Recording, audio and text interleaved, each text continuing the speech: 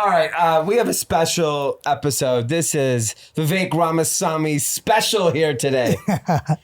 You know, I want to preface the podcast with, our own Vivek Ramaswamy, D. Murthy, because what we're going to get into, and I want Dr. Deepak Dugar, I did not get a nose job. It was a non-cosmetic operation, because I know D wants to tell the whole world that I got a nose job. You probably got a little Botox while you're out there. And a boob job. I mean, he is into Barbie. He keeps hyping up that one character.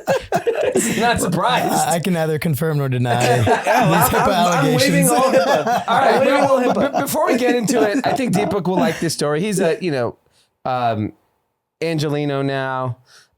Lives in the neighborhood, and he'll appreciate it because I think he feels the same way I feel about some of the issues in our city. Yesterday was my birthday. Yes. I had an incredible day. Woke up, just took the boys to breakfast at the griddle, and then came home, took them to the beach for a run. It was incredible. And then we went and got acai bowls at my favorite place, Backyard Bowl. Very LA. Came home. I got a little nap, and then I needed to get something from the grocery store across, down the street. So I go, walk in, and I literally ran because I was making something for the kids. I ran and came back.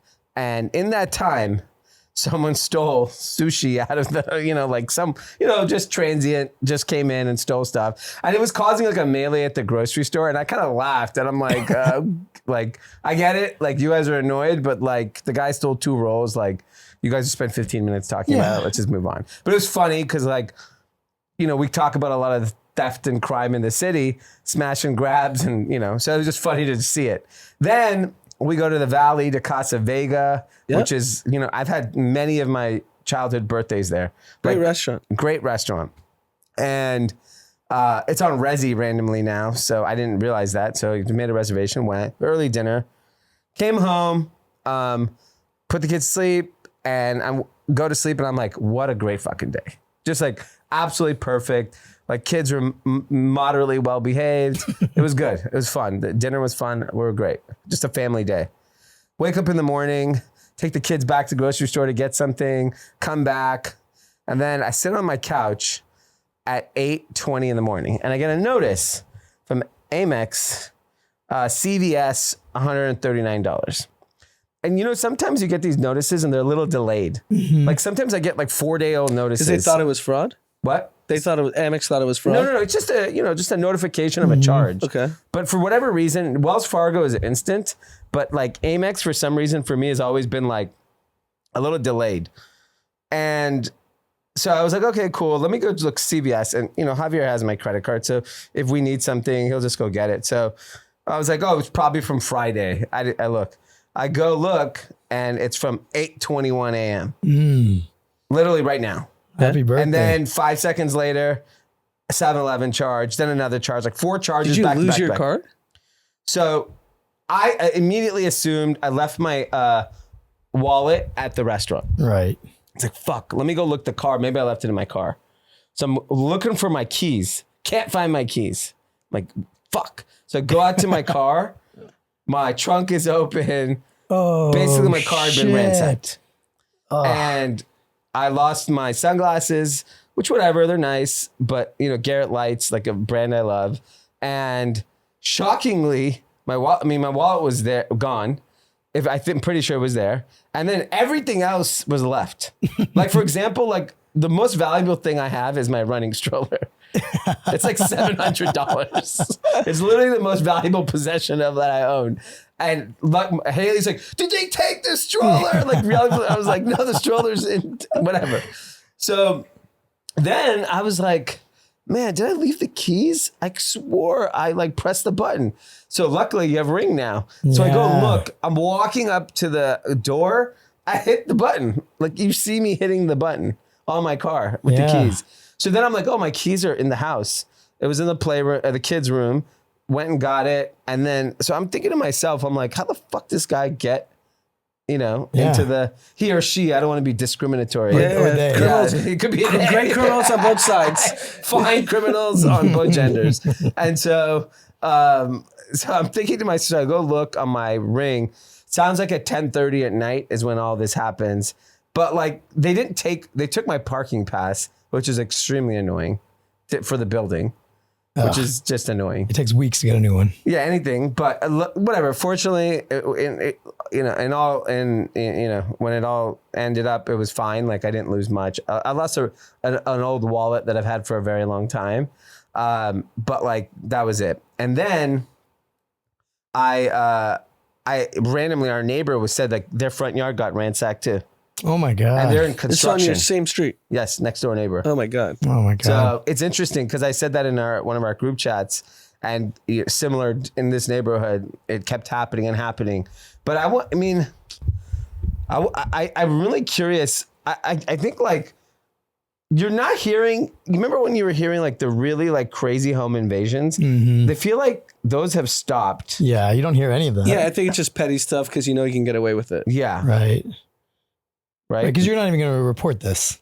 No, I mean the pain to report this. And ironically, a friend of mine from college is the police person in the neighborhood. I could text him. Yeah, and that's I the still irony. like probably won't. If it was something like I'm more texted him on the hedges issue. That was affecting me more. I think than- stealing's really easy. Yeah. And if you are bold enough, it's really easy right now. Yeah. Yeah. I mean, I saw the sushi, my wallet, all within a few hours. And then, I Happy mean, birthday. I put in the group chat. oh yeah, you on it fucking stole too. This is the problem with the woke. They just become it. This guy, tell what you did, you fucking thief.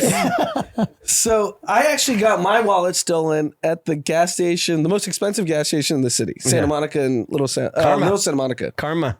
And so I haven't had a wallet in like 6 months. I only like the Bottega wallet because it lasts like 5-6 years.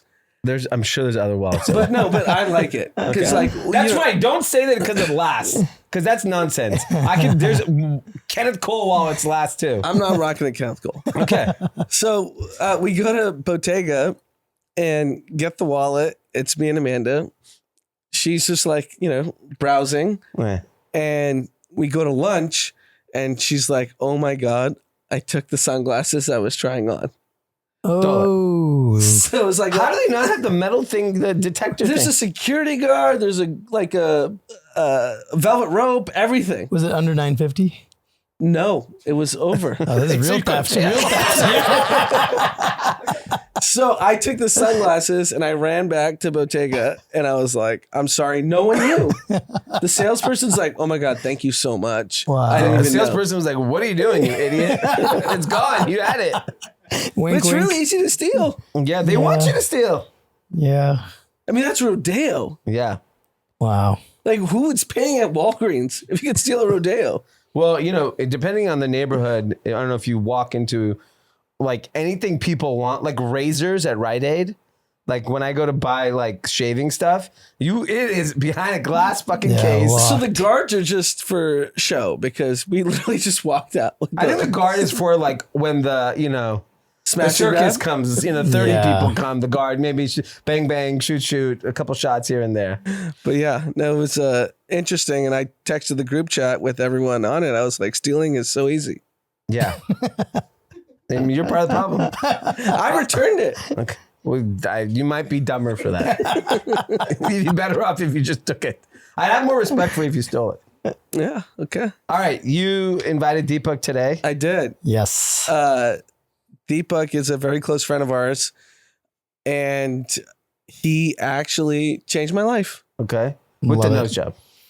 With the breathing surgery only. Okay. Breathing But surgery technically, only. it's a nose job. It's a I grew up septoplasty. in a neighborhood where a lot of kids had deviated septums. Yes. Conveniently, yes. Yes. Yes. LA is big on deviated Can you septums. explain what a deviated septum is? Yeah, nose job, so right? it's not a nose job. It's fixing the internal nasal breathing. A nose job is fixing the shape of the nose on the outside, which Anand's nose looks the exact same after surgery. I can't tell. Yeah, I need to see exactly. it before and after. Yeah, He has it's them. going to be identical. Yeah, yeah. But the inside of the nose can be really obstructed. And I think today, like you guys as listeners especially, a lot of high-end tech people, a lot of high finance people, a lot of overachievers, Yeah. right? I would say most of your listeners, And it's all about breathing and how you can breathe more optimally. Like you hear like the Wim Hof method and you hear like nasal tape, like mouth tape now is super hot. Everyone's talking about. What's mouth tape? Mouth tape is when you tape your mouth at night so that you're forced to breathe through your nose, because nasal breathing is superior in all types of ways for your body. I like to drool. It makes me know I'm in deep sleep. When I'm drooling, I'm like, mouth. fuck that. Great night's sleep. Less oxygen intake than you deserve, but yes, it's good. It's good. Yeah, and so nasal congestion and nasal obstruction is something that Anand's been dealing with for years. And there's different types, but his was specifically because of his septum being super crooked to one side. What is a septum? Septum is the wall inside your nose. When you all pick your nose, that's that thing you feel in the middle of the nose. Okay. So everyone knows what I'm talking about because we all pick our noses. It's right here. It's right in the middle of the nose. The cartilage that separates the two nostrils. Yes, exactly. Cartilage, Yeah, okay. it's cartilage in the front, bone in the back. It's both. And so Anand's was just completely crooked onto one side. He said I was one of the worst he's seen. Yours was really bad because you had 3 different bends, front, middle, and back. And so I had to use a special instrument that we have to go all the way to the back of the septum to straighten it. And that's why you can breathe so well now. Yeah, no. So I went to Deepak a year ago. Terrible sleep, could not breathe properly, congestion constantly, snoring at night, not sleeping well. And I was just like, he's the guy in Los Angeles. So I was like, what's going on with my nose? Yeah. He was like, oh, it's a disaster. Yeah. Yeah. Why'd you take a year? I'm a pussy. Yes. No, and also to be fair, I also don't like to do surgery initially. I like people to try non-surgical things. So I put you on nasal sprays. Yeah. So we tried some nasal sprays. There's a really hot one right now called Dymista, which is a combination of steroid nasal spray, which everyone knows, like Flonase, fluticasone, you see over the counter. Works. That shit, it does work. And then this is a mixture. It adds an antihistamine nasal spray as well. Those two together, that was magic for you for a while. It was. Yeah, it definitely was working. And then it obviously, as severe as my issue was, there was no other option. Yes.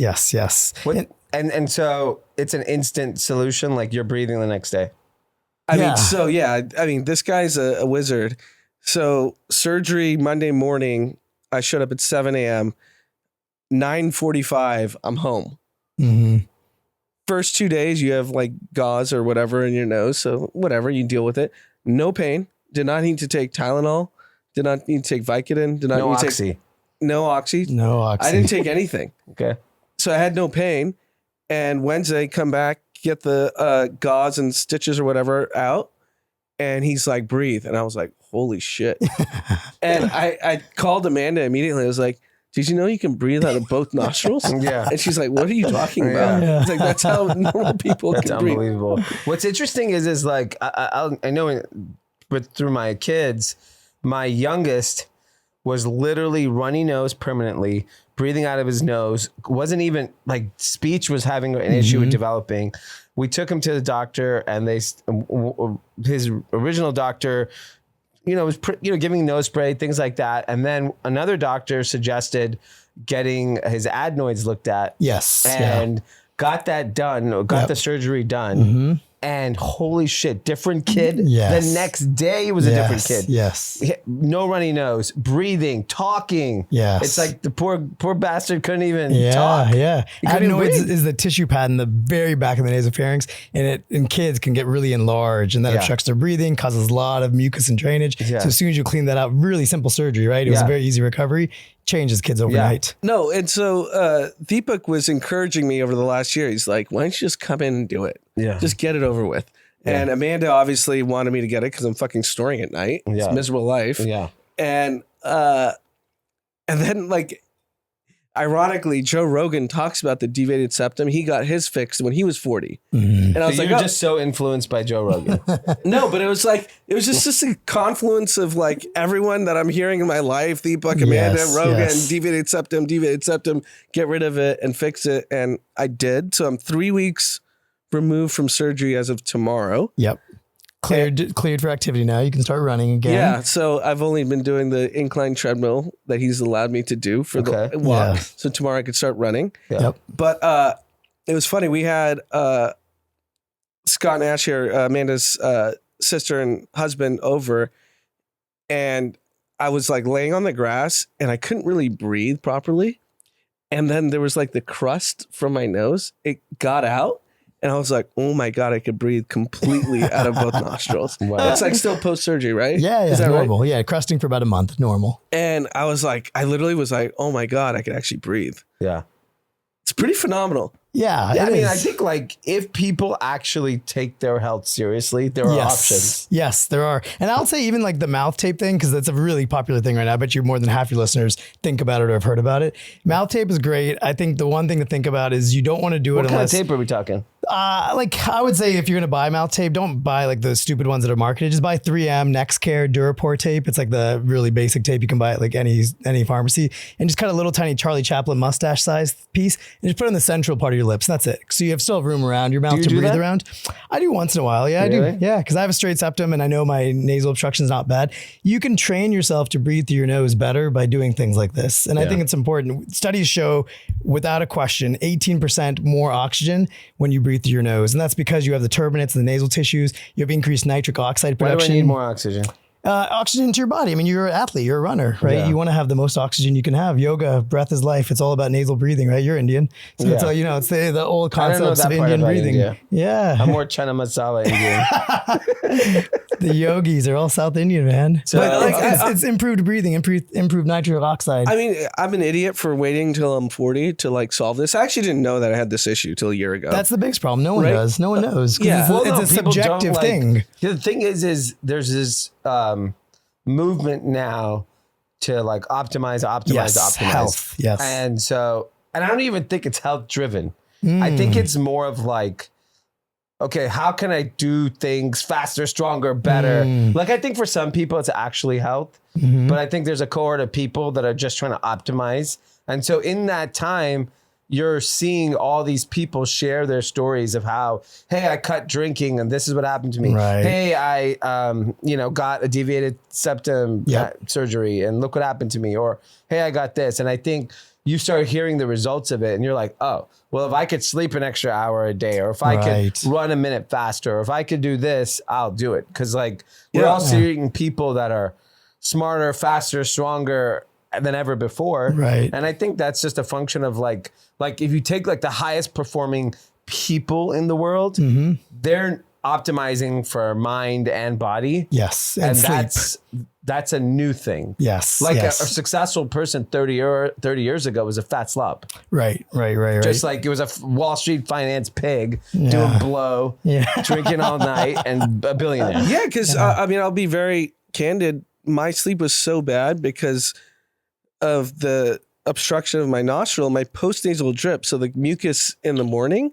So I would sleep like 5 straight hours and then it'd be 20 minutes on, 20 minutes off because I would just be like gagging on my mucus. Right. And that doesn't happen in literally the last 2 weeks, 3 weeks that this has happened. It's kind of insane. Yeah, there's a Netflix documentary that's #1 right now called How to Live to 100. Oh yeah, I saw the preview of it. Yeah, and go ahead. I have my comments on that. Yeah, well, the main thing is that, have daily exercise, eat less. We eat way too much. And the third one that I add is breathe less. Because there's a concept of you should be breathing a lot. You actually want to breathe less. Breathing is something that's really poorly understood. There's an amazing book by James Nestor called Breathe. It's amazing. And it has all these techniques. So don't breathe. Breathe way less. You should be breathing way slower. 5.5. They study the perfect breath, and it's 5.5 seconds in, 5.5 seconds out. That also translates to 5.5 seconds, 5.5 breaths a minute, and 5.5 liters a minute. Wow, and that's the perfect breath. Yeah, we overbreathe. What's interesting is in my daily life, I'm sure my breathing is horrible, but when I run, I don't listen to music. I only think about my breath. Well, interesting. What's your breath like when you're running? I'm always trying to slow it down. Slow it down. Good. Don't get tired. Don't get anxious. But in because for how little I run now, and generally physically I'm probably in the worst shape of my life, but I could still run. Like I ran up to the base of Runyon, did the hard path, sprinted back, and I was completely fine. But the whole time I'm thinking about breath. Wow. And I think I could see the power of it, but I'm focusing on it. That only time I do it is during running. Yeah, that's amazing because you're slowing your breathing as you're increasing your aerobic oxidation instead of the anaerobic part, which is building up the lactic acid. Yeah. So you're actually doing a really good thing by doing that. That's amazing. That's great. Let me ask you another question. Do you have anything else? Yeah, I want to congratulate myself. Why? Yes. Given my genetics as a young Indian male, I excelled in sports. And I could only breathe out of one nostril. God, shut up. Imagine now. if I had two nostrils. Yeah, you'd be in the same fucking place. I'm on Anand's team on this. Yeah. You're going to supersede expectations. Yeah, good luck with that. So one of the things, one of the Kathys put in our Discord was there are 4.4 million people on GLP-1 drugs right now. Yeah, Ozempic. So that is So what in what the is- last... So there's GLP-1, there's 2, there's 3, there's 4. What's the difference between all of it? Well, different modulators. There's just like there's Botox, there's Dysport, there's different neuromodulators. They're all the same concept of working on the body's ability to process insulin. But big picture is they work for short term. We all seen this, and now the data's coming out. We're all seeing long term crashes. Yeah. All these people are gaining weight when they get off of it. Okay. Most people are not Why able do you to have to get sustain off it. of it? Well, this is curiosity. You don't have to. You can stay on it forever, but But we there's- don't know the impact of we that. don't know right? the impact is the problem. And, just like 20 years ago, people that took those stimulant medications to lose weight, like Oxy. Or, getting a stomach staple. Yes. Yeah. And stomach's a muscle, just like your biceps. You can get your stomach stapled and you can re-eat the hell out of that stapling and you can make that stomach just as big again. I'm bullish on that you'll never get off this shit. Yeah, I mean, I think that most people that get off of it have seen massive weight gain if they did not change lifestyle. I think it's great to kickstart weight loss journey, but there's no secret to weight loss. There's only one way to lose weight. We all know what it is. It's called Ozempic. No, it's called eating less calories. Eating less calories. So how That's do you it. think about it? You're a doctor, so when you go to lunch, how do you eat less if you're eating out? So this is another point. So the average human needs about 1,500 calories a day. Oh my God. And we are eating 1,500 calories a meal in Right. America. Easy. And you go out, so how do you regulate He's it? working Yeah. out. You send us a shirtless pic fucking running in the middle of the night. No, but that's it. I like To my me, private jets. The only way you can live the lifestyle that we live, which is constantly eating out, in my case, travel and eating out, Yep. which there's no discipline then, is you got to work out like Yeah. a maniac. Yeah. Maniac. Yeah. Right? Like you cannot, like it's impossible. Like I'm in New York for a week at a time. You don't think I'm gonna have a little pizza, a little pasta, a little, Yeah. It's just not possible. Like it's just like, and I don't even, when I'm in New York, I skip breakfast. I walk 50,000 steps and still I'm fat as fuck when I come back to New York. Yeah, but just that awareness, because even if you have pizza, if you have 3 slices, 2 slices, you don't have 8 slices. Yeah. Well, it is. But I see it now at my age. Like I eat one horrible meal. Like I went to Casa Vega and I ate the exact same meal I ate 30 years ago there. And when I did Runyon today, I had fucking salt on my face, and I don't have that anymore because I'm so conscious of like Clean eating. I already know how hard it is to like.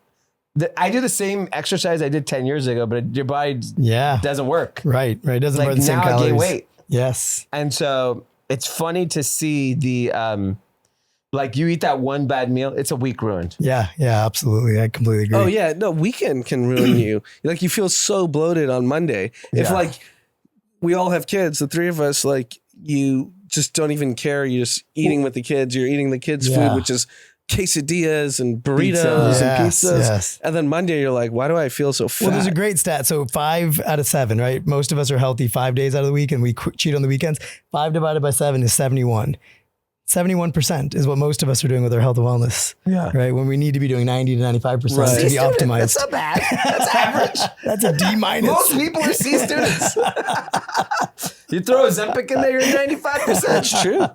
I think 4.4 million on Americans is a low number. I think it's going to go way up over the next few years. My conservative estimate on Ozempic is 150 million. I think 1 in 3 people in America are going to be on Ozempic in some I agree. shape or form. I think so too. Once that shit goes oral, you know how many people are afraid of No, shots? there's Yeah. gyms for Ozempic that's being built right now. Yeah, exactly. Yeah. That's my Weight point. Watchers itself, Yeah. they're the biggest right now. Yeah, and I think it's going to happen. Yeah. I'm waiting for our sponsor. She listens. Yeah. Well, what I want to do is in the same place I saw Ozempic, it's basically a 7-Eleven. Look, you can eat anything you want anyways. Doritos, have a beer. Just take it. You're going to lose 10 pounds this week anyways. It's like big tobacco. Big tobacco, Can baby. you solve those Ozempic question? Because some people say it's an appetite suppressant. Some people say you can eat whatever you want. What is it? No, so it's both. It's a combination. It slows your GI tract itself. Physically, the motility of your GI tract gets slower, so you get full longer. So if you eat... You're using a lot of words I don't know what means. Well, I don't know what motility means. I don't know what GI means. Spaces. Yeah, so after you eat, how many hours till you're hungry again? Like 4 or 5 hours usually, right? So with Ozempic, you're probably not hungry for like 10 to 15 hours because your stomach does not empty the food. Yeah, so that's what it is. You just get full really quick, really fast. But you can that's a side effect of Ozempic, by the way. That's not the purpose.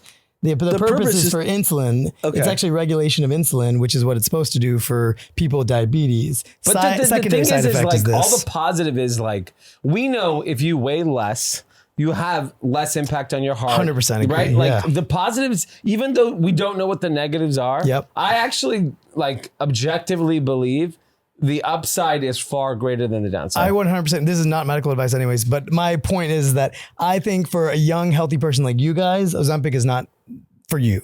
But for the obese average American, BMI over 30, I think it's great to try. What does BMI over 30 mean? That's like severely obese. Okay. So BMI rate, you guys are, normal humans who are not 30 and above. I don't think that's the Ozempic crowd. I think it's the 30 and above, 30 to 40 BMI. They are great candidates for Ozempic if your doctor recommends it. Yeah. Yeah. 4.4. That's nobody. Everyone's going to be doing it. Yeah. Yeah. Isn't like half the country obese? Yeah. It's really bad right now. Yeah, it's getting worse and worse. Yeah. Definitely. Worse and worse. Well, tell me your thoughts on the how to live to 100. You never gave your opinion. So this will Anand will like this because it's a jab at him. But so the preview is Asian lady. Mm-hmm. And so I just watched the preview. I like watch Netflix previews. Sometimes I don't watch anything. Yeah. I watch 15 minutes of previews, go to sleep. So I'm watching the preview last night, and she was saying, she's like, she's 84, she's playing pickleball. Mm-hmm. Because he's 82, he's 85, and they're like very healthy, very active. It didn't say where they lived. I think they said Yorba Linda in Orange County. I could be wrong. But she was saying about, a lot of life is about, being active, but, having a purpose and a routine. Mm-hmm. Those things are important. But she said a big thing is community, right? And I think in this internet age, everyone is dying for community. So there's two articles that I think that are relevant to this. One is, I was reading an article today in the Wall Street Journal. It's like, I think one of the most popular stories today, that men, particularly men today, lack best friends. Like something like 40% of men do not have best friends. And a lot of that is because of, in traditional kind of male environments, the male worked and, didn't have time to build a social life, right? I would say our dad was an example of that, right? Like he had like a best friend on the other side of the country that he talked to once a week, maybe twice a month. But like he didn't have like a best friend. And a lot of that best friend stuff to me comes from like community stuff. And I was talking to a friend of ours, Omar, and we were talking about Taylor Swift and Barbie. And I think the snowball effect that happened was, I'm not denying that she's an incredible artist and Barbie's a great movie. I'm not denying that. But the snowball impact is you see other people saying that it was the best time of their life. You want to join in on that conversation, right? Like you start saying, fuck it, I want to go because I want to say it was the best part of my life. And now if you connect, sports is a great example of this. If you see me wearing a USC hat and it's game day, people walk up to me, fight on, fight on. And no matter who you are, you feel good, right? Like you're like, oh, I have a connection with another person. Right. And I do believe a healthy life is, we could talk about working out, we can talk about diet. There's something about community that is very lost in this present day. Religion is down. Like I'm not a religious person, but like I do believe religion is very important for a lot of people because it brings people together. Anand doesn't want anyone to go to fucking college. And I think college is where specifically men, like I think women make friends easier and better. Like I see, like my wife will become friends with people at school and like, that's her friends. Like she's good at that, right? Men struggle. Like I go up like, hey, you want a beer? Tequila, whatever. Like, it's not the same. Fortunately, like I look at my life, my entire social circle comes from fucking college. Like the 4 years at college is my entire life. And I think like people have forgotten all these things like education, religion. We want to make fun of them and we want to bash them and things like that. But like, it clearly works for some instances. Yeah. Like community being one of them. Like, I think like so many, like when you see like kids are depressed and things like that, it's because they just don't have friends and they don't have community. I also think, excuse me, we're unique in the situation that me and Dee, we've stayed in the same city our entire lives.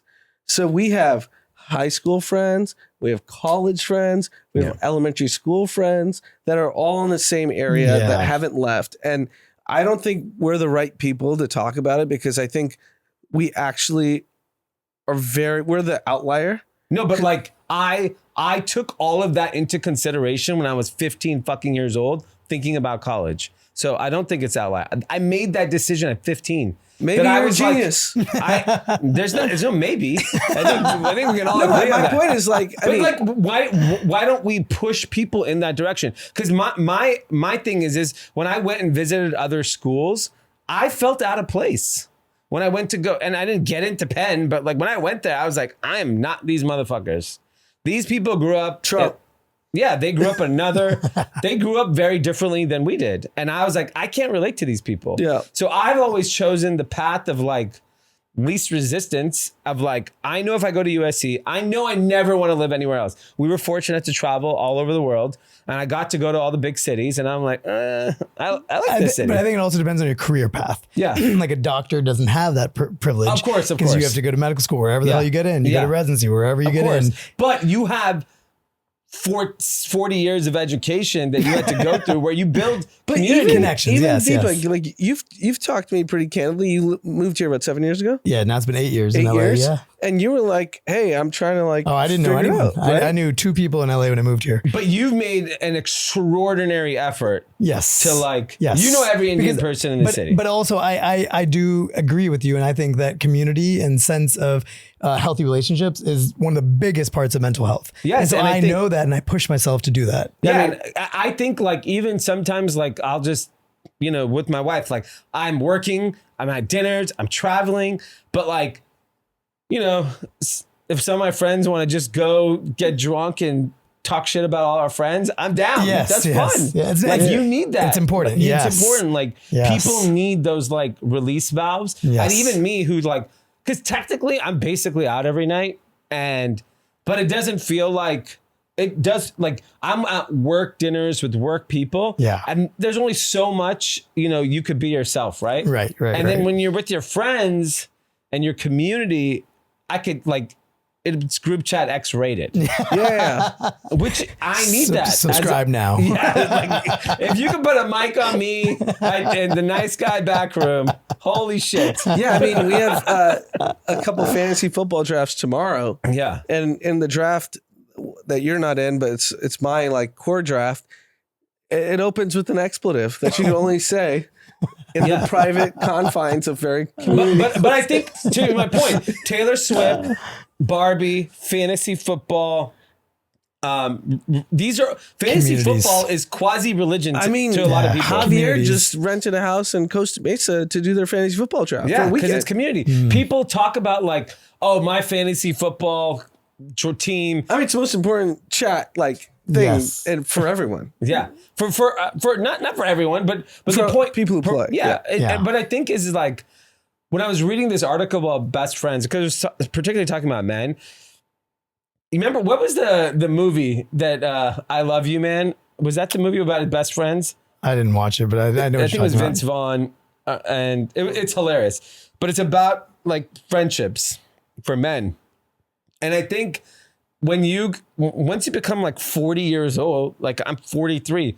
It is like, if I did not have my core group of friends, I think it would be really hard for me because I would have to basically join a group of friends, and which I do inherently because of kids' school. Like I'm joining other groups of friends, and like they're great, they're fine, but it's not like, it's not the same. Nothing like your college friends. Yeah, nothing like your college friends. And I think, be or like, I knew kids who in high school, specifically a lot of Korean Americans, all they cared about were their church friends.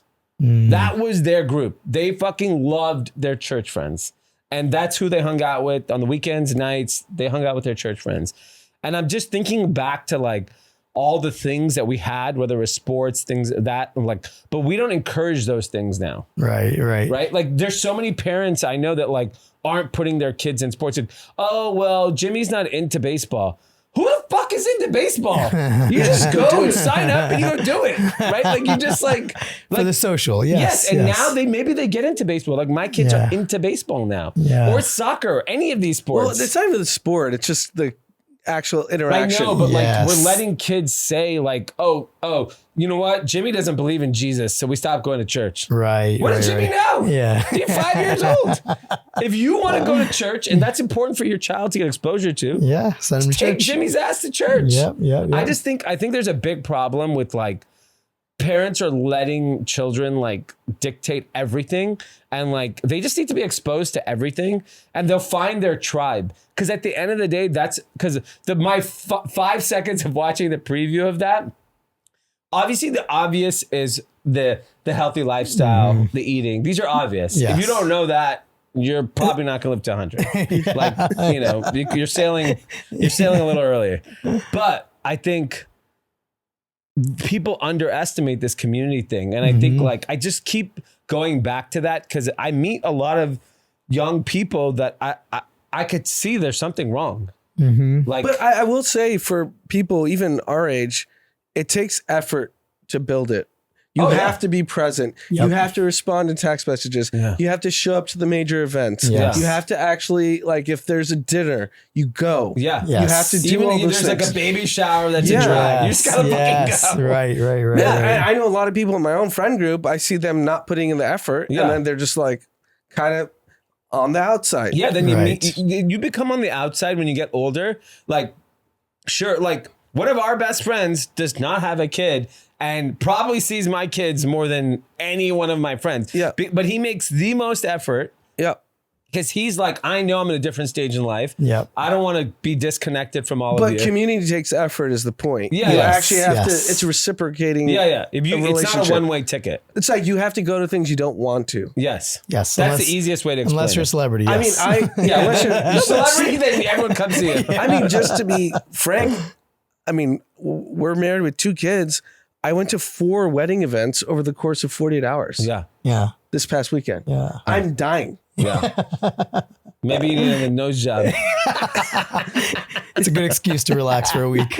No, my point is like these people are important to me. Yeah. And I'm going to go exhausted and just power through. Yeah, and of course. The presence matters. And I was a big, in my youth, I was very big proponent of that. Like I showed up to everything for everyone. And then as I got older, I realized like, you know, I paid dues. Like I don't need to, like, I know I paid my dues with all my friends. Right. I showed up to everything they wanted. I'm at a different stage in my life. I want to be present for my children. And that's fine. And I don't think anyone holds that against me because that is the most important thing in my life today. Right. And then I always tell everyone, like, I was telling Ryan from Lo Siento this the other day because he was talking about going to the waterfront for a Lo Siento party on Saturday. I was like, I'm 43. 45, at 45, I'm back. Because I could tell. Dominic, I don't need to be around all day. He is annoyed with me. He's like, leave me alone. Already. He'll be 8. Yeah. Miles will be 5. Yeah. And a 5-year-old with an 8-year-old brother is very different than a 5-year-old with, no one to look up to. So like, yeah, well, if daddy wants to go to the waterfront for a couple hours, he can go. Yeah. So you're back. 45. I love it. My prediction is 45, I'm back. I love it. I can't wait to hang out with you at 45. Yeah. Yeah. I'll lose like 8-10 pounds. You know, just be out. It'll get you some of those. Conscious eating. GLP-1. It'll be GLP-6 by then. My biggest concern about being back at 45 in more social settings is really gray. being gray. Gray hair. Like I have gray spots on my beard, but if it's in my hair, I don't know if I'm back. Yeah, I have a gray beard, but I weirdly don't have gray on the top. I don't know why. It could happen. It's gonna happen. Yeah. I just like. Yeah, there's not a great cosmetic yet for gray beard. Yeah, it's really crappy options. Yeah. You're the guy. Yeah, we'll work on it. We'll have a solution in 2 years. So I don't know if you're gonna stay, but how do we find you? How do people find you? So because we've actually. Yeah. I know Dee's referred a couple clients. Oh, yeah, of course. I got hit up for Deepak's number a couple times. So worst case, just hit up D. Best case, Scarless Nose. If you just type that in Google, you'll find me. And or on Instagram, you'll find me. Big Scarless TikToker. Nose. Big TikToker. And Instagram. Yeah, anywhere you can type in Scarless Nose, you'll find me. Can you stay or do you got to go? I got to go, but thank you, gentlemen. I appreciate it. Happy birthday to you. Happy early birthday to you. Yeah. This is quite the week for you, gentlemen. Thank you, man. All right. Thanks for having me. Thanks for having me. All right, that was incredible conversation. We have to talk about a couple of the biggest news of the weekend. Yeah. I want to set out my thoughts and prayers for everyone that spent millions of dollars to go to Burning Man. Yeah. It's a very trying time for all those folks that want to listen to EDM and do drugs. Yep. And I'm so grateful that basically all of you survived. Yes. I mean, there was a rainstorm. Yeah. And everyone panicked. Seems like everyone was fine. I think the media panicked. I was talking to a friend that was there and he was like, look, it's gross. It's very gross. But it's like, some of the richest people on earth are there. They're gonna fucking helicopter and water for everybody. So I think the winner of the weekend for Burning Man was Diplo. Yeah. So Diplo had a viral video of him trying to leave his camp to get to a plane to Washington, D.C. for wherever his gig was. Yeah. And Chris Rock. That was hot. Cindy Crawford. And Randy Gerber. Got on a truck and hitchhiked. That's a hot truck. Look, I think for the purposes of content, the weekend was amazing. So congrats to everyone that got to post. And then Diplo got a CNN interview where he gets to talk about being on this truck with Chris Rock, Cindy Crawford, and Randy Gerber. Look, I think they're all heroes in my mind. Yeah, heroes. These people, what they had to fought through. It's the funny thing is, it's like most people made light of it and just say, yeah, it's muddy, like whatever. Some people were making it sound like they fought in Nam. Right. Like, what are you talking about? I know I just referenced like some of the most famous people on earth, but I've been around the Burning Man crowd for the last decade plus. This year felt like it wasn't the thing to do. I think social media posting is not the thing to do anymore. But just the people I know that have been to Burning Man many, many years. Maybe they're broke. No, they're very wealthy. Maybe they're penny pinching. I think they're penny pinching. But I didn't see or they knew there was a storm and they're like, fuck this. Yeah, you can look 5 days ahead. Like, hey, I'm not getting out. Yeah. But I didn't feel the zeitgeist of Burning Man this year. I know I'm a little older, so maybe it's that. Yeah. But I don't know. You just mentioned Chris Rock, Randy Gerber, and Cindy Crawford and Diplo. What's Chris Rock doing there? He got slapped. He needs to go to Burning Man and do some ayahuasca. It's just, if you look, this is like the 45-year-old D. I might be a Burning Man. Yeah, you're going to Burning Man for sure. Why not? I'll be a hero. You and Chris Rock. Yeah. I'll pick him up. Can I slap you and then you can go to Burning Man? I'll carry him on my back and walk out there and get that video. I got you, Chris. But yeah, it was definitely from my personal friend group, I didn't see the interest that it used to be. Yeah. Well, your friends also have young kids now. So they're not like 45-year-old D. Yeah, that's true. With the maybe at 45, they're all coming back. Yeah, they're all 100%. Once their kids are older, right now, you're in the thick of it. It's like, it's funny you say that. So a friend of mine who's 10 years younger, I had to ask his mom for a favor. She's a very important person. Yeah. She was like, I'm at the playa for 10 days. Exactly. That's my point. So she's like 60 probably. I don't know. That's my point. When you get older, you're just doing shit again. Maybe I'm being, hopeful about 45. It's probably 50. I think 50, you're thriving. Yeah. 50, I'm like you're at EDC. What's the conference in Europe? What's the EDM conference? Tomorrowland. Oh yeah, I've always wanted to go to Tomorrowland. It looks sick on I listen to this day once a month. Avicii's Tomorrowland set from so dope. 20 years ago or whatever the fuck it was. I still listen to it. That's like my running, like if I'm in the treadmill. It's incredible. Well, thoughts and prayers for everyone out there. Seems like everyone's fine. Yeah. All right. I want to get into a couple interesting things I consumed over the weekend. One was I was listening to the Acquired podcast. Yeah. Great podcast. I've only listened to LVMH one, which, by the way, if you haven't listened, incredible. Came out in February. They're very long and they're very thorough, which is really nice.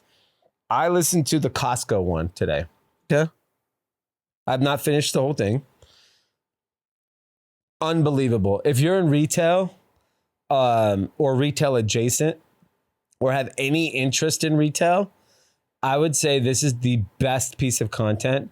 This is, for me, it was better than Shoe Dog. Wow. Which I think... Costco is an incredible business. Yeah, because I think for Shoe Dog is like extremely inspirational. And like, so I think most people can appreciate the Nike story. What did you gain from the Costco story that was so inspiring? Just because like the origins of how the company got started, this guy Saul Price, which was Price Club. Yeah. Just to understand like how they operate, how they think about the world, the sheer size. They operate on 11% gross margin. And if you talk to anyone in venture land, 90% gross margin, software. Costco spit out $7 billion of EBITDA last year. Right? On 200 something billion of sales. And so at the end of the day, whether you're a venture, you're private equity, you're a founder, all it is about making money. Nothing else matters. And you have this business here that's been guess how much the average Costco does? Single unit. Annually?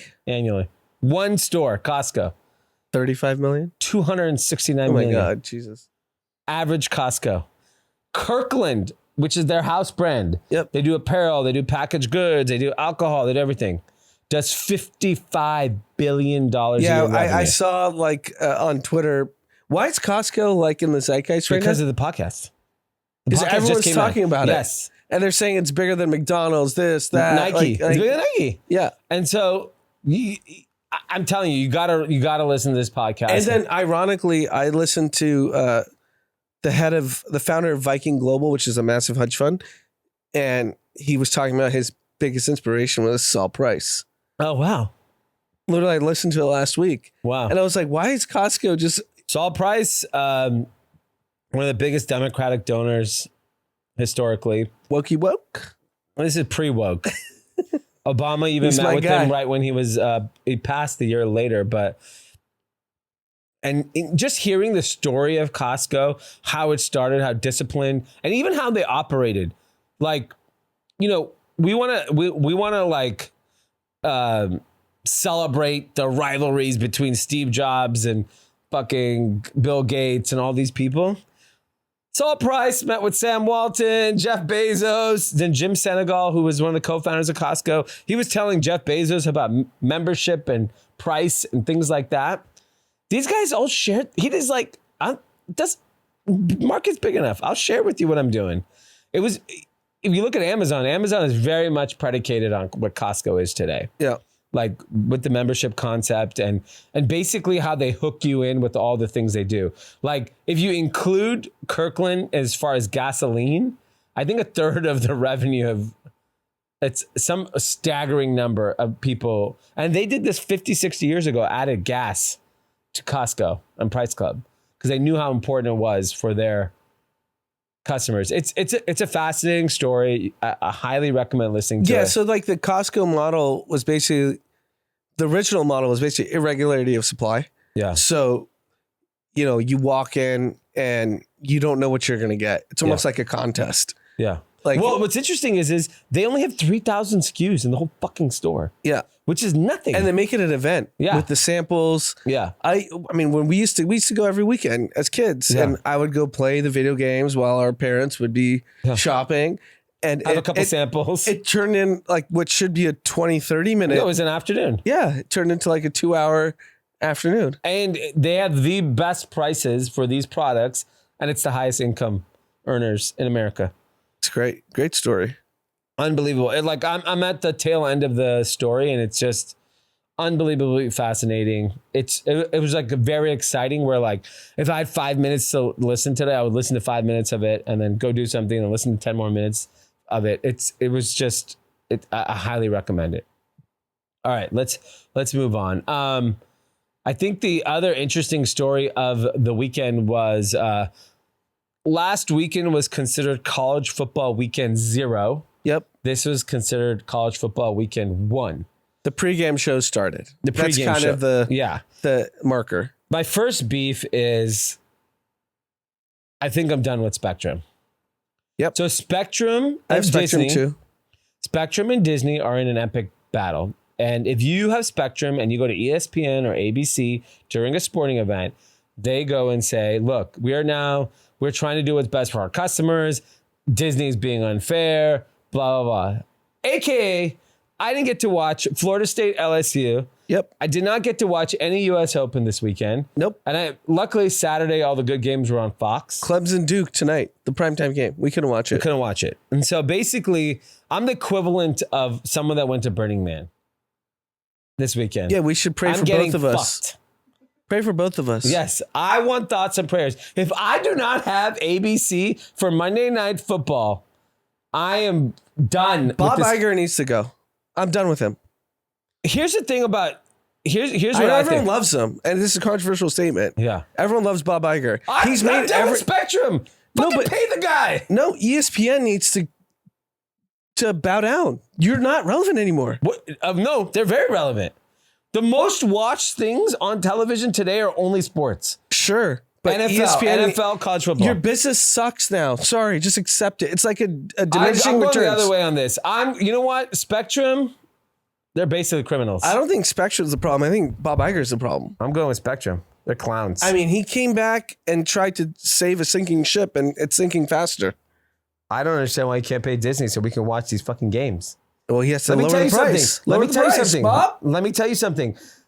Are you going to be the jackass still on Spectrum next week not watching Monday Night Football? No, we're all canceling it this week. Thursday's my cutoff. Okay. Thursday's my cutoff. I'm traveling, so I can wait 2 weeks. I'm fucking done. If by Thursday I don't see a truce between these two companies, I'm signing up for YouTube TV because I know Google will pay any amounts of money to make sure we as the fans get ESPN. Yeah, I agree. I just think ESPN. I just don't think there's a large enough audience that wants to watch on YouTube. And then I was, you know how I watched the Florida State LSU game? I found it on TikTok, and I watched some idiot One kid. of those like streams. Yes. Yeah. That's how I watch all the Logan Paul fights. And I'm sitting there in my bed on my birthday, sitting there while getting robbed. I'm watching this fucking game. And this kid's commenting, and I was like, shut up. Shut the fuck up. That's good.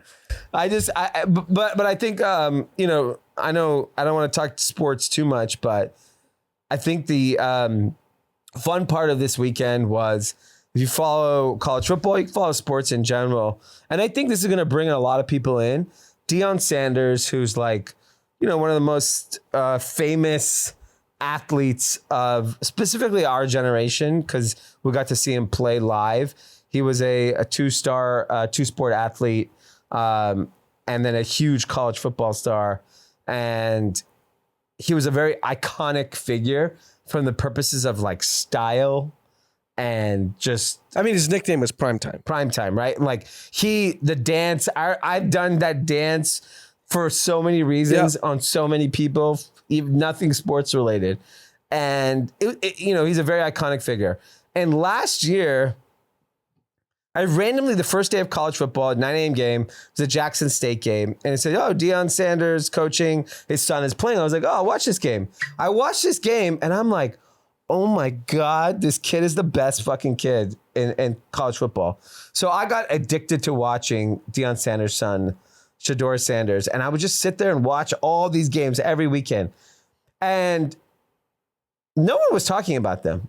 I was like, this is the best player. This might be the best player in college football. And literally, like, no one talked about him. And Deion Sanders, luckily, big personality. And he started pissing everyone off because he got the number one recruit in the country. Travis Hunter. It was could have gone to any college.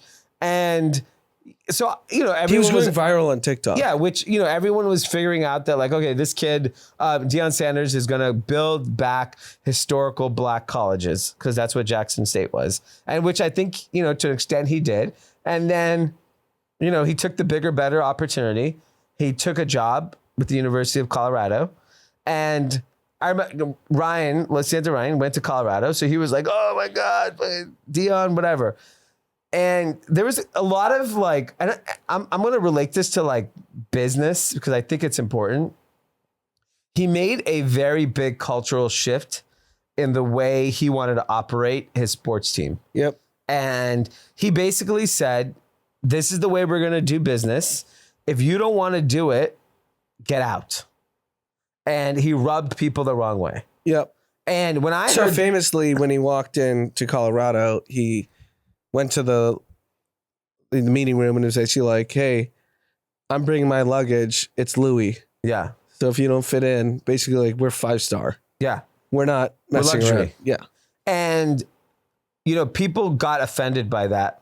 This is no difference, just so people can, and this is how I'm going to tie it back to, when a YC founder out of Stanford builds a company, raises money, and says, I'm only hiring Stanford kids. Yep. Literally no fucking difference.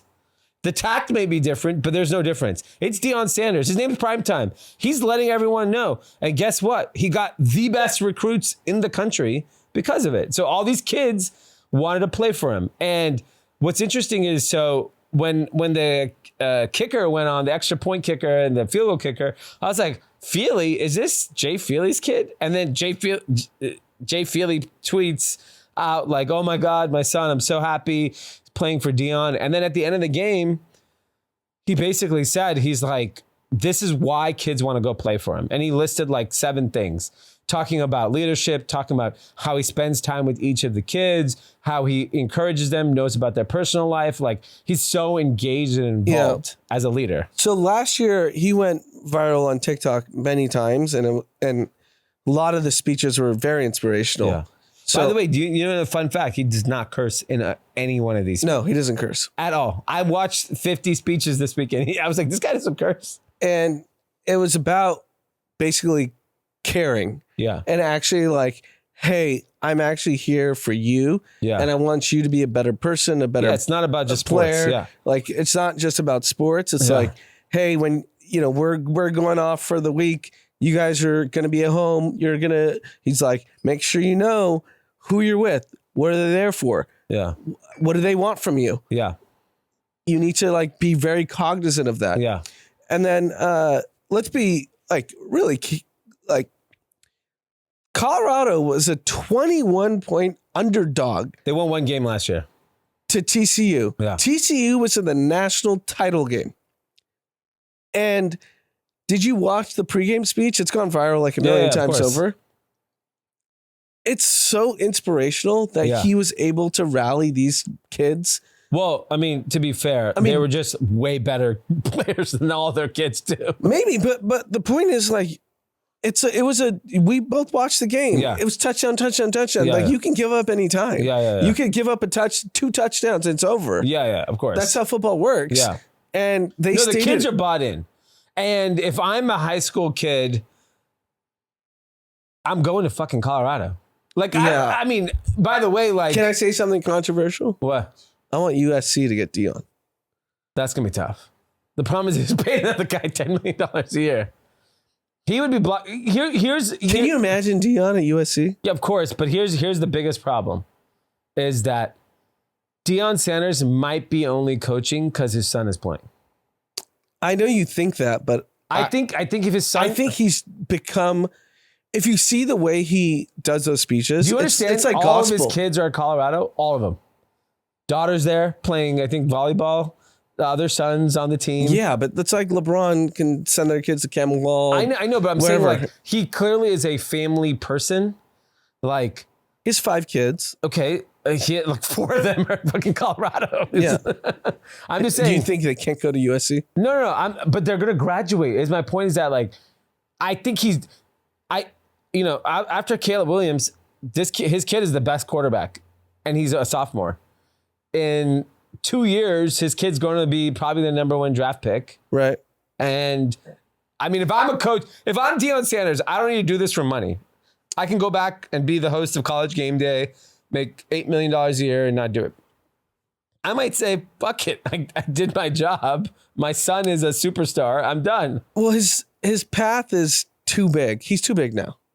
Or be a pastor. He could be a pastor for sure. Yeah. If I'm thinking like impact, because I think that's what he cares about at this point. Yeah, but college football is so big. It's bigger than God, you're saying. Yeah, I think so. In some markets it is. Yeah.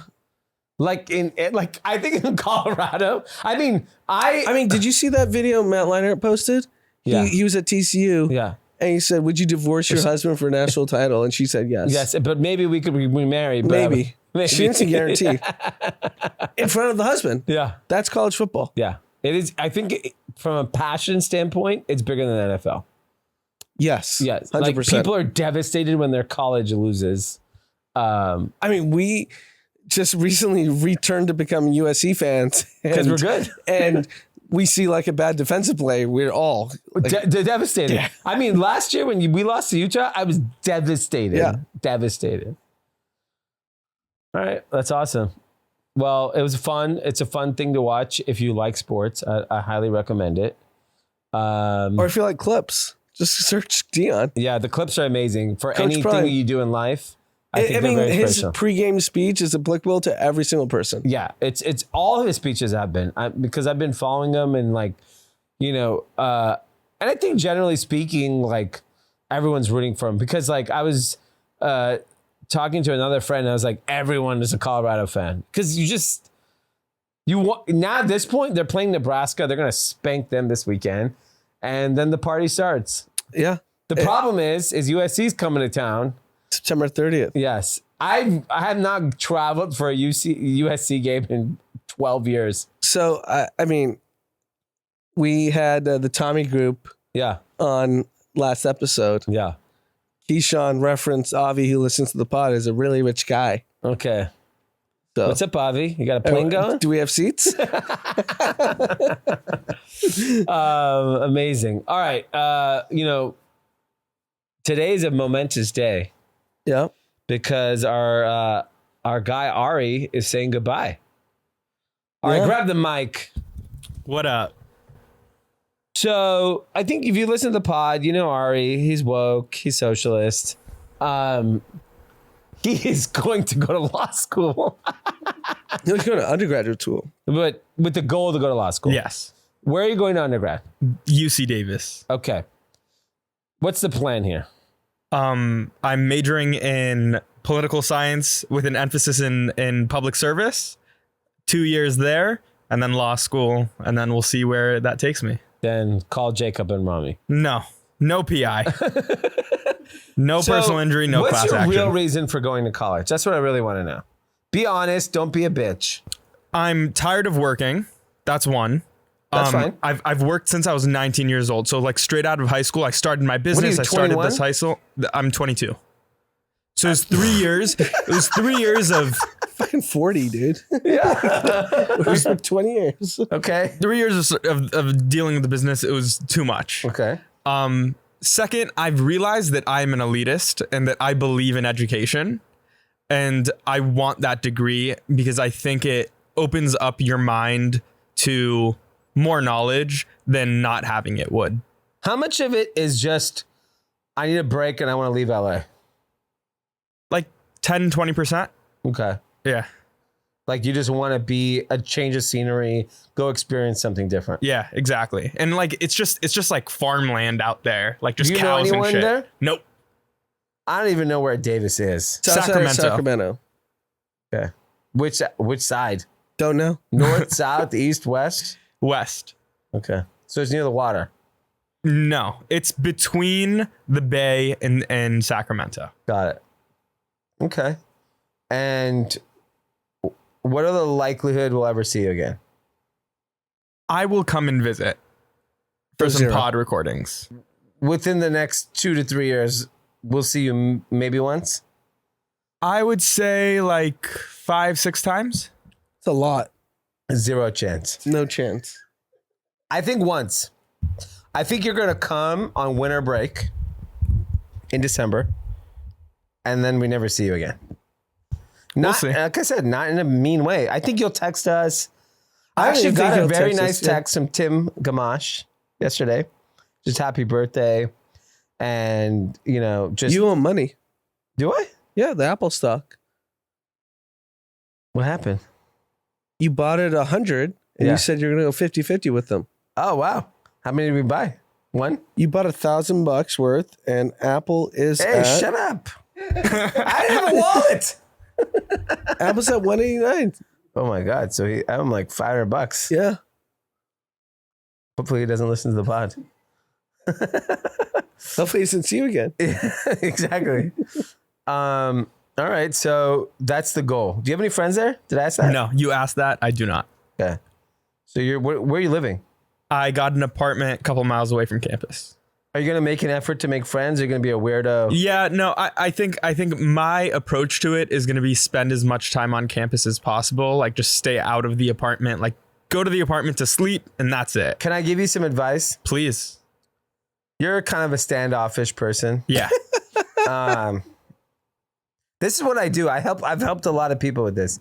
I think if you really want to maximize your time at college, I think the right approach is stay out of your apartment 100%. Join clubs. Fucking play intramural, fucking whatever, pickleball, whatever it is. Do everything. Yeah. Do not sit. If you are watching Netflix jerking off to like one of those teen shows, then you've wasted your time. Like straight up, like you cannot go there and watch TV and get fucking high. Like you need to go there. You're in a very privileged position. Like I wish I could go to college. I could have gone to college like in my early 20s because I think I would have appreciated it more. I got to college and all I want to do is get the fuck out. Like I just was like, get me out of this place. I want to work. I want to go live my life. Like I don't want to be doing, And that's where I was, and that's why I didn't do college straight out of high school. Yeah, that's fine. And I think you have this enormous opportunity to like change your like educational path. Yeah. And I think you have to actually engage in the community. Like I think about like all the resources we're at USC that I didn't take advantage of. It's so stupid. Like I could have done anything and everything. Instead, I just wanted to get out of there. All right. I will try my best. That's not good enough. I'm going to be honest with you. I want to know. I will do my best. A week from when does school start? The 27th. Of September? Yeah, I'm what going. Kind of school is this? Well, it's the quarter system. You start in October? UCs start late. So why are you leaving the podcast tonight? Yeah, it's a month. I'm going 3 weeks early just to settle in, move, all that stuff. Yeah, I think the advice is the classes are the least important part of the experience. So make sure you maximize. I'm actually else. very excited for the classes. No, you should be. You should learn, but you should also engage in the fake community. education. Like if you take an economics class, just know everything you're learning and you have to do on the test is wrong. Yeah. Look up core weave. And if you can explain that, then you know economics because that's obviously a fraud. Okay. I have a lighter topic with Hav. Okay. On the elevator up. You want to get to a mic? Ari, good luck. Thank you. We want to see your grades in December. I'll send you my report cards. We're going to post it on Instagram. Josh, don't forget it. Josh is taking over. Josh, introduce yourself. What's going on, guys? My name's Josh. Where are you from, Josh? I am from Delaware. Nobody even knows where that is, but I know my company's Sleepy incorporated Joe. there. What are you talking about? Isn't Sleepy Joe Delaware? Yep. Everyone's Delaware. I have like 5 companies incorporated there. I don't even know what's going on there. Where's Delaware? Explain it to me on a map. And what's your last name? I don't even know it. It's Dominelli, but I go by Josh X. Okay. Delaware is in the tri-state, right by Pennsylvania, New Jersey, Maryland. It's right in that little hub. So where is it compared to like like Pennsylvania? It's south? Yeah, it's south. It's right. So if I took the I-95, am I running into Delaware? How do you know what the it runs I-95 straight Because through. I've driven that fucking freeway 100 times going from New York to DC. So I passed through Delaware? Yeah. Ah. It's basically, if you're not going there for like tax-free shopping or going to the beach or something like that, it's just I-95. You just go straight through it. Okay. And are you Italian? I am Italian. Okay. All right. What else do we need to know? Fun facts. Fun facts. Moved out to California to do media. I do a lot of music stuff, music videos, artist development, all that kind of stuff. And yeah, just How long till we never see you again? I think you're stuck with me for a little while. Okay. You're good for a year or two? At least, yeah. I'm kind of far from home, 2,500 miles. So Yeah. So on the elevator ride up with Javier, you know, Javier's a very friendly guy. He's out in the streets. We talk about the waterfront, Venice. Yeah. And he and the boys rented a house in Costa Mesa for the fantasy draft. Okay. So I was like, how'd it go? Because I asked him on Friday, I was like, what's the plan? What are the boys doing? He goes, I think we could get after it. I was like, good. You guys should. It's like, where are you going? And on the elevator up, he's like, everyone just wanted to fight us. Wow. And I was like, is that the vibe in Venice? He's like, absolutely not. So what happened? I don't know what the vibe was. Because you're out in many different settings. Yeah. This is the first time people aggressively tried to fight you. Yes, we got into an altercation with. Where were you exactly? Because I kind of know Costa Mesa. Well, we went out in like Newport, so we're like in Hellsman, like by Malarkey's, kind of Like all those bars. Yeah. Okay. We On were the street. in the thick of it. Yeah. Yeah. And we. What ethnic group are your friends? They're all white. Wow. You've seen the boys. And then I know like 2 boys. Okay. so all white, 2 Asians, and then me. Okay. So You pass for white. I feel like we kind of fit in Blend well. in. That's a proper ratio for Newport. Yeah, like I'm like, Yeah. okay, like I'm with them. You know, I'm good. There's always 2 Asians. It's Yeah. fine. Yeah.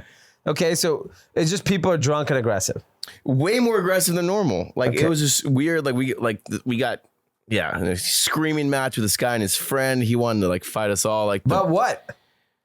You guys were obviously hitting on his girlfriend. What were you doing? No. So what actually happened was Yeah, let's hear he it. hit on this girl, and this girl was like Who is he? some random dude. Okay. We hitting on this girl, and this girl was like crying from like something earlier, and like came up to us like, "Yo, fuck this guy!" Like he's being like really weird. So we were like, "Yo, just like relax." And he's like, "What the?" And like there was a bunch of name calling, like a lot of stuff we shouldn't be saying, and then like Any racial slurs? a lot of racial What slurs. race? Which race were they attacking? Well, that's the thing. Like we like You guys are racially ambiguous, so that's kind of tough. no, that's like this guy was just saying like everything. Like Every race. he was saying stuff that Was he going after Give me the Asians? some hints. He was going after This the is not a Asians. good story unless I know what's going on. This white dude from probably Newport was throwing down the N-word like nothing. Like no one's problem. Whoa, aggressive. So very, very liberally. Which bar is this? You're never going back there again. No, he was like, and then like he like came out with his boys. Wait, why is he slurring the N-word when you're like 4 white guys and 2 Asian guys? It's just like more of a hard thing. He kept Yeah, calling us yeah. like "cuh" and "gang" too. Like he was Oh like, wow, gangster. yeah. And what was his profile? What was his demo? White dude. Like, Everyone was white. Was he big? Huh? Was he a big guy? He was pretty big, but we had our buddy played football at SC, so like he was there watching kind of the whole thing too.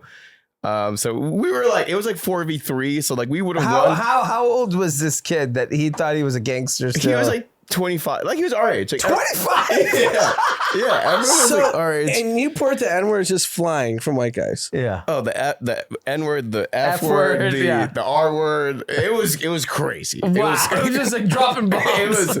we were throwing. And so how did it end? So Does anyone in the venue care, or just this is what a Friday night is? So what had happened was we kind of got kicked out because of like this weird melee, situation. yeah. So we like it escalated outside, and now there's like a big group, like her friends, his friends, like our friends. And then like, so like the guys came out and was like, relax. I'm like, no, we're chill. Like we're waiting for an Uber. Like we don't care. But this guy's like, I want you guys to apologize to me. And we're like, for what? And then like more name calling. Like it was a bunch More of stuff. N-words or what? You know, I don't know. What slurs were your friends yelling? We were smart about it. We were calling him like insecure, like, you know, like more smarter. Kind words, kind. You guys are very good. Hey, dude, you seem a little insecure right now. Yeah, we were smart about our tactics. And then he was like, you inbreds. And we were like, what? Like, I don't know. It was like crazy. So how did it end? They just went home. Well, no, yeah, basically. Well, like it got like kind of escalated, and we were like, no. Like we talked to his boy, he talked to him, and we got chilled out. Like Uber left.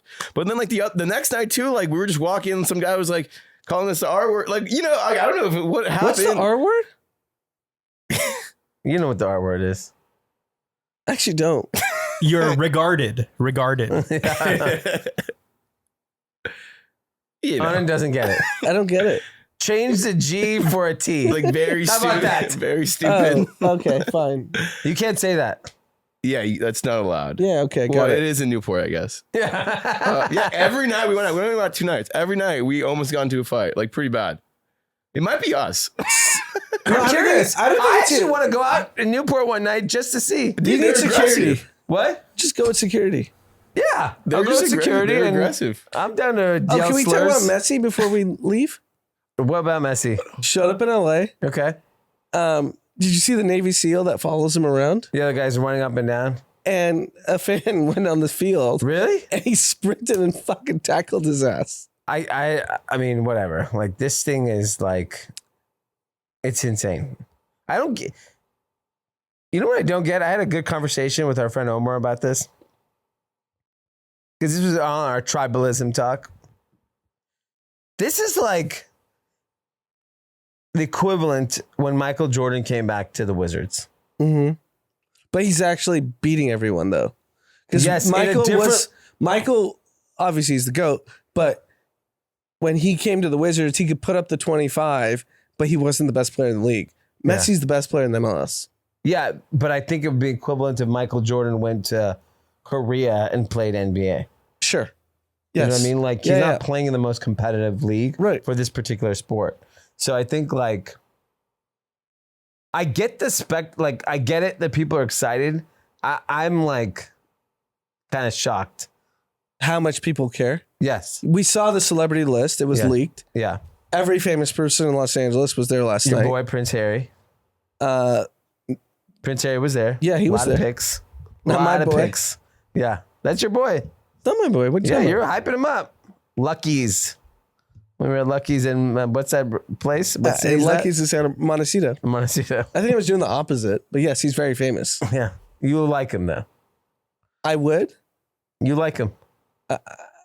I don't appreciate the way they present themselves. Okay. Leo, D Wade, LeBron, LeBron. Selena Gomez, Nas was there. Yeah. Like the whole list was leaked. Yeah. So like it's. I'm just shocked that this many people care. But what part of it? Like that people want to see greatness? What do you? But it's not greatness at the peak. Him winning the World Cup was the peak. It was a year ago. That was the peak of his career. That means he's still really good. I know, but like, I don't know. I just don't get Because it. most of these people don't get to go to Spain or, wherever the hell he was playing to see him. It was cheaper to do that, though. It was cheaper to see him in Spain than fucking come to the hell. I saw him in Spain. Yeah, it was cheaper. How much was the ticket? It's free. Exactly. But like, how much would have been? $200? $100? No, I don't think it was free, but yeah, it wasn't. It was. We got hooked up, but yeah. it was Yeah, good. but like, it's not like insanely expensive to see these people. Like, if you love Mbappe, fucking go to Europe. It's way cheaper. So you think it's just like a social media spectacle? To me, it's the Taylor Swift, Barbie, Messi. You just got to go. Tribalism. I saw Messi. I'm wearing the pink fucking shirt and fucking happy that got to see him. I actually kind of agree with that. Because specifically with an athlete, Because you know what the Taylor Swift because I want to thing- see the athlete in the only sporting event that I go to is the Super Bowl. And in my mind, I'm seeing the best players in the fucking world play the other best players in the world. Yeah. That's important to me. Yeah, Messi's just running circles around these Yeah, guys. and I mean, like, look, I'm not saying MLS is not competitive. By the way, Messi didn't score shit. They won 3-1, right? Yeah, but he didn't score anything. Like, all these people came. That's the first time. It's the first game he didn't score. By the way, I looked at their record. Why do they suck? They sucked before he came. They're 6-0 with him. All right. I think they have one tie. They're like 6-6. oh, all the LAFC, six. I think, is like first place. Yeah, LFC's hot. Yeah. I'm just more of like, I appreciate, I think it's amazing for MLS. It's good for the sport. And I think it's going to bring a lot of new fans to the sport. Great move. I'm just not bought in like everyone else because, like, I want to see, like, I mean, he set some pretty sick goals. I watched the TikToks. I don't watch the games. I mean, watching LeBron and Steph go back to back in the NBA Finals was like, but soccer's chilling. different. why is I it mean, different? He split like 4 guys and like kicked it from the like 20 yards from the goal. Whatever. You don't know what you're talking about. I don't know what I'm talking about, but I saw the clip and it looks sick. It's I'm a not similar. saying it doesn't look sick. I'm just saying I'm not seeing. right, so- watching so, all LeBron and Steph in Cleveland. Yeah. You're telling me you'd want to see him in fucking. No, of Miami? course, we're different. We appreciate LeBron and Steph more than we do No, Messi. but I'm not, if I saw Messi play in the World Cup, I'd have a different appreciation. So for him. I think what you're hinting at, which I actually agree with, is social media intensifies yes, the experience. everything So Taylor Swift, for example, is one of those ones. it intensified through the tour. Yeah. And if you see Mexico City, I don't know if you watched any of the clips of the last week. She did 4 nights, I only see Beyonce now. broke Madonna's record, whatever, of like Yeah. however many nights in that like big ass stadium. Mania. And the crowds are intensifying every show. You have to be nuts. You literally, everyone's crying now. Yeah. So first in LA was the last, which was probably the most intense it was in the entire tour. Obviously, she did the whole country. Yeah. And everyone knew like this was the thing. Yeah. And so LA was crazy. So globally, Mexico, it's crying. I think everyone's fainting. now, yeah. Fainting's next. I'm having a heart attack at the USC Colorado game, and I'm gonna videotape it. You might be rooting for Colorado. I might. If we lose a game, I'm rooting for Colorado. You might have to do one of those split jerseys. Yeah. That game? Because it could be like 50 to Half 49. Caleb, half Sanders. Will Sanders is my jersey. Okay. But yeah, I agree. I think everyone just wants to like, you cry, I faint. You faint, I die. I think that's Taylor. I told Javier, I was like, people are going to start fainting at these concerts. Yeah, they want it to be Michael Jackson. Yeah. And no offense to Taylor Swift, She's the next. she's not Michael Jackson. She's the biggest sense. Okay, fine, but she's not Michael Jackson. This is no social media Michael Jackson. The guy put on his hat. People were fainting. Put on his hat. Wait till she finishes the tour. She's got another year and a half.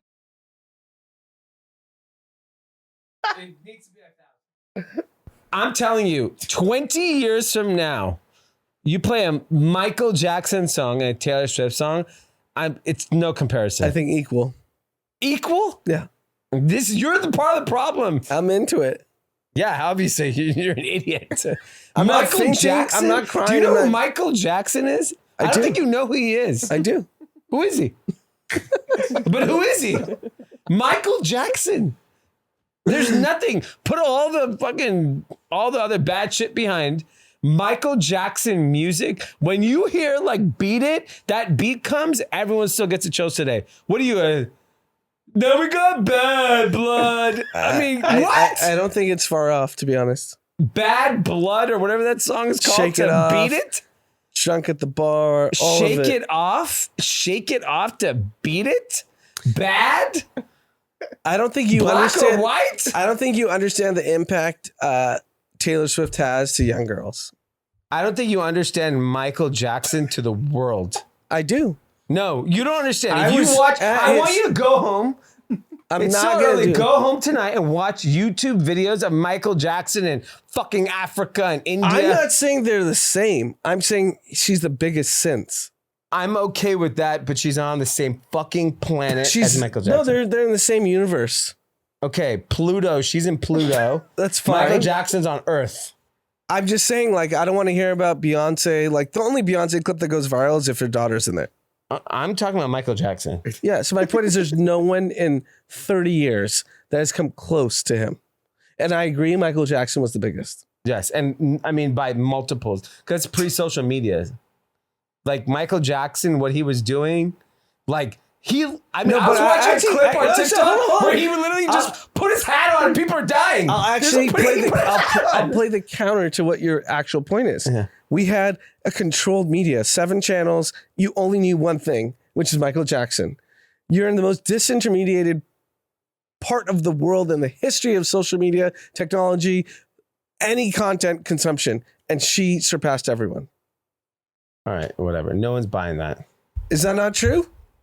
Does that logic not make sense? It does. It makes a lot of sense. It makes When there was a controlled media, you only knew Michael Jackson. I'm talking You're the about- most disintermediated point in the history of the world, Okay, and but- everyone only cares about Taylor.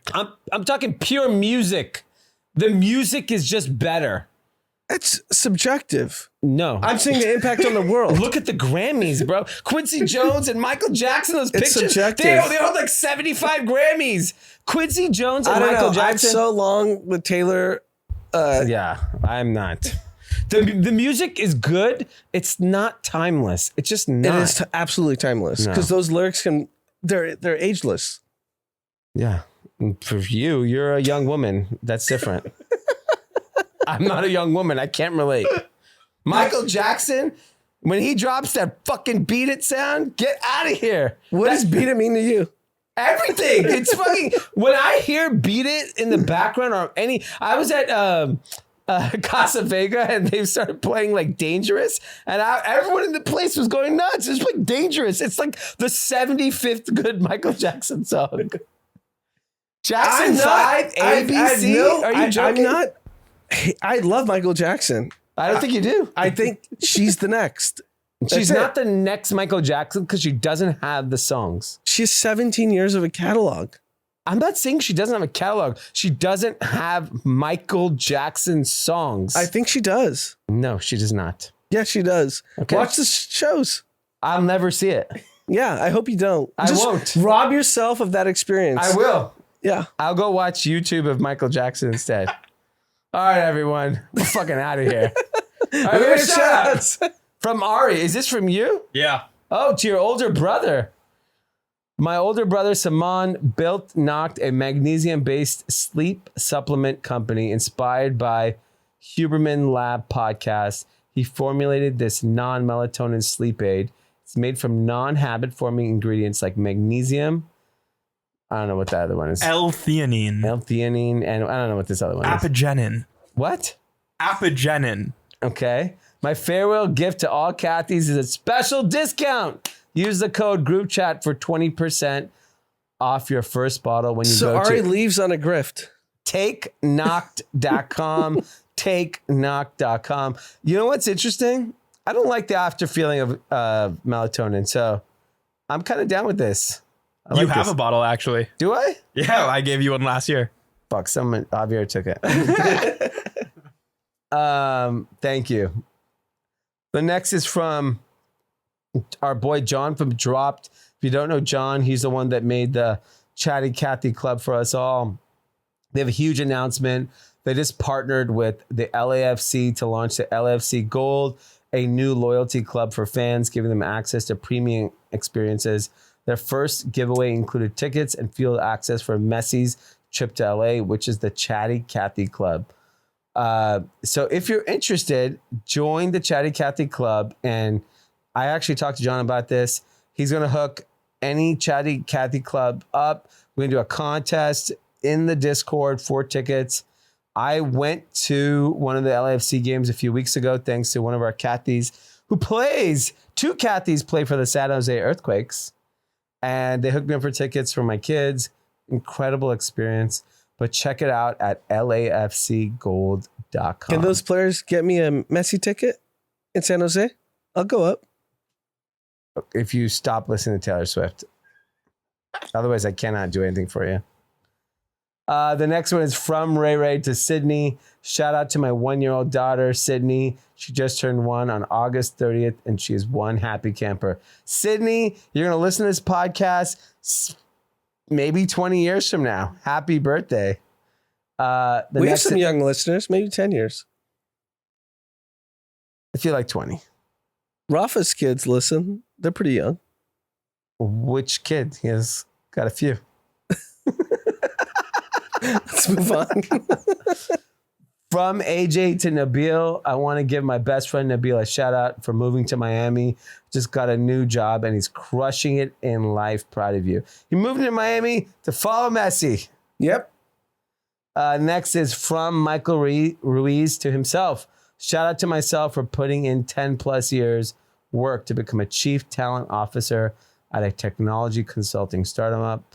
I'm proud because of the hard work I put in over the past decade. Shout out to you, Michael. 10 years is no joke.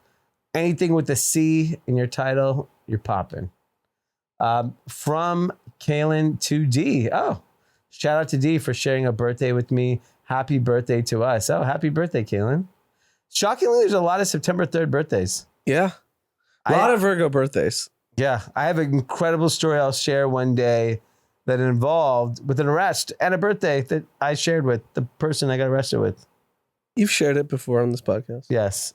You can reshare it. Yeah. Yeah. You've done it. Okay. That's fine. Story is old. Lock Next him up. is from You would Ruben. not have been arrested in 2023. No, I have not been arrested this year. No, I'm saying the same situation. They would not have arrested you.